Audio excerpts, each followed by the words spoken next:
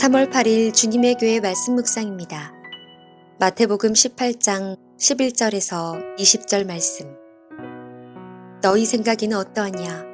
만일 어떤 사람이 양 100마리가 있는데 그 중에 하나가 길을 잃었으면 그 99마리를 산에 두고 가서 길 잃은 양을 찾지 않겠느냐?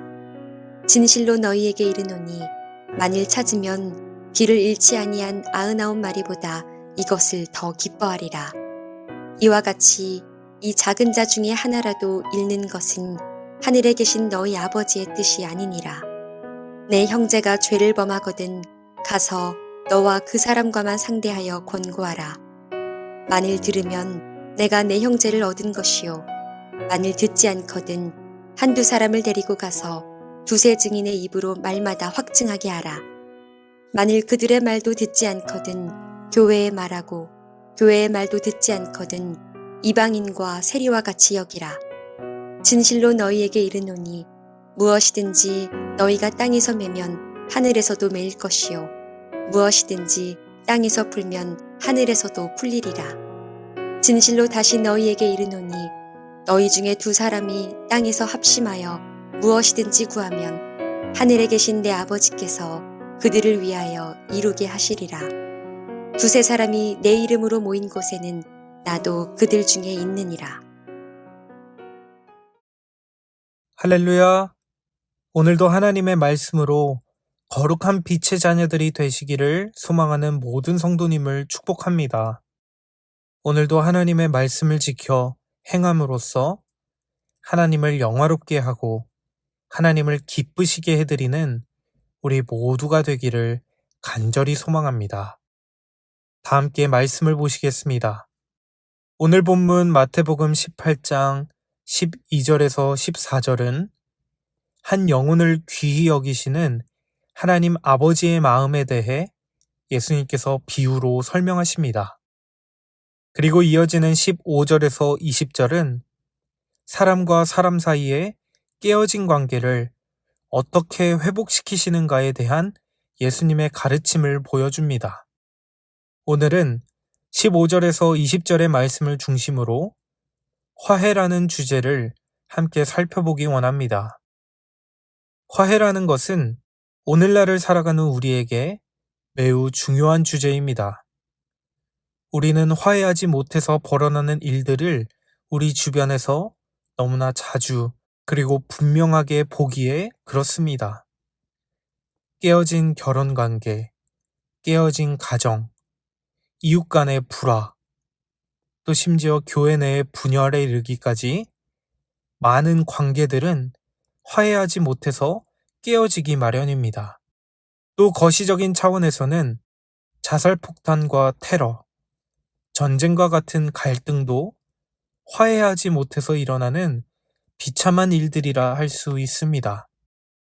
이처럼 우리는 누군가의 갈등이 있을 때 그것을 해결하고 화해하지 않는다면 그 문제가 더 큰 비극을 낳을 수도 있다는 것을 기억해야겠습니다. 오늘 본문에서 예수님은 우리가 갈등을 겪으며 살아갈 때, 특히나 누군가를 용서해야 하는 입장에서 우리가 어떻게 화해의 길로 나아가야 하는지를 가르쳐 주십니다. 15절에서 17절 말씀. 내 형제가 죄를 범하거든 가서 너와 그 사람과만 상대하여 권고하라. 만일 들으면 내가 내 형제를 얻은 것이요. 만일 듣지 않거든 한두 사람을 데리고 가서 두세 증인의 입으로 말마다 확증하게 하라.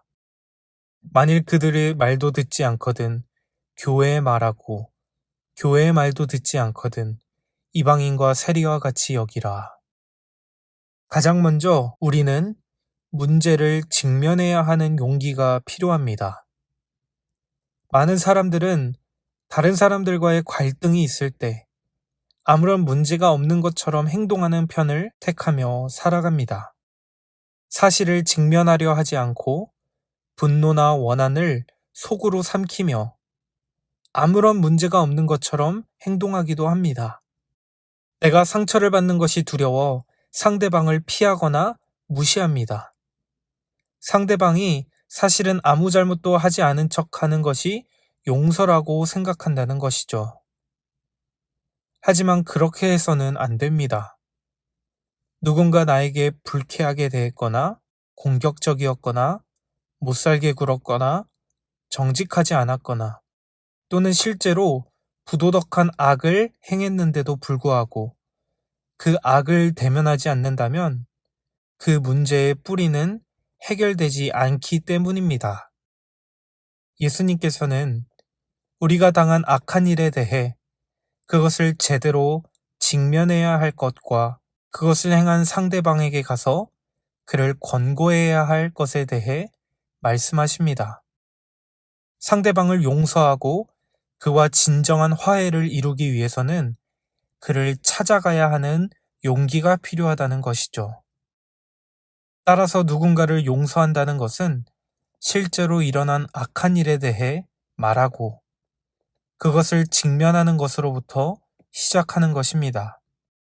잘못이 있지만 그럼에도 불구하고 서로 사랑하고 용납하는 사이로 남기 위해 상대방에게 기회를 주는 것이 용서라고 할 수 있습니다. 만일 우리가 우리에게 죄를 범한 사람에게 적극적으로 다가서지만 상대방이 은밀하게 주어진 권면을 받아들이지 않는다면 두 번째 단계는 죄를 범한 사람들을 돌이키기 위해 한두 사람을 데리고 가는 것입니다.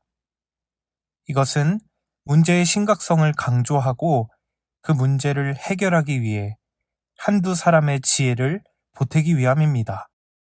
한두 명을 데리고 갔음에도 문제가 해결되지 않을 땐 마지막으로 교회 공동체 앞에서 이 문제에 대해 고하는 것입니다. 예수님을 따르는 사람들이 모인 교회 공동체에서 사안에 대해 함께 기도하고 고민하며 죄를 범한 사람에게 적실한 해결책을 제시해 주어야 합니다. 이로써 교회는 실수를 인정할 수 있는 기회를 제공하는 것이죠. 그렇게 했는데도 불구하고 상대방이 여전히 받아들이지 않고 화해하지 않으려 한다면 그 사람은 추방당한 것으로 간주해야 합니다. 이것은 교회 안에서 가장 어려운 부분입니다. 그러나 진짜 악의 문제를 직면하지 않은 공동체는 깨질 수밖에 없기에 예수님은 단호하게 말씀하시는 것이죠. 예수님은 화해를 위해 힘쓰는 것과 동시에 우리에게 필요한 또 한 가지가 있다고 말씀하십니다. 그것은 바로 죄를 범한 우리의 이웃을 위한 진실한 기도입니다. 19절, 20절 말씀. 진실로 다시 너희에게 이르노니 너희 중에 두 사람이 땅에서 합심하여 무엇이든지 구하면 하늘에 계신 내 아버지께서 그들을 위하여 이루게 하시리라. 두세 사람이 내 이름으로 모인 곳에는 나도 그들 중에 있느니라. 아멘. 예수님이 말씀하시는 화해의 공동체를 이루기 위해 노력하는 일은 우리 혼자서의 힘으로 하는 것이 아닙니다. 우리가 예수님의 이름으로 함께 모일 때 예수님께서 우리 가운데 계실 것을 약속하셨기에 화해를 향한 우리의 노력을 하나님께서 이루어 주신다고 말씀하십니다. 오늘 말씀을 정리하자면 우리에게 있어 화해는 예수님께서 명령하신 사명입니다. 그러나 화해는 우리 사이에 일어난 죄의 문제를 직면하고 난 후에야 이루어질 수 있습니다. 그렇기에 오늘 죄를 범한 우리의 이웃을 외면하지 않고 찾아가는 용기가 우리에게 있기를 소망합니다. 화해를 이루는 일은 결코 쉽지 않습니다. 그러나 이 화해는 나 홀로 이루는 것이 아닙니다. 예수님의 이름으로 모인 두세 사람 가운데 예수님이 계시기에 예수님의 이름으로 기도하며 하나님 아버지께 모든 문제를 맡겨드려야 합니다. 우리가 합심하여 기도할 때 하나님께서 우리의 진실된 기도를 들어주실 것이라 약속하셨습니다. 귀한 성도님 여러분, 오늘 하루도 주님의 이름으로 내게 죄를 범한 사람들을 용서하고 많은 사람들과 화평케 되는 우리가 되길 소망합니다. 다 함께 기도하시겠습니다.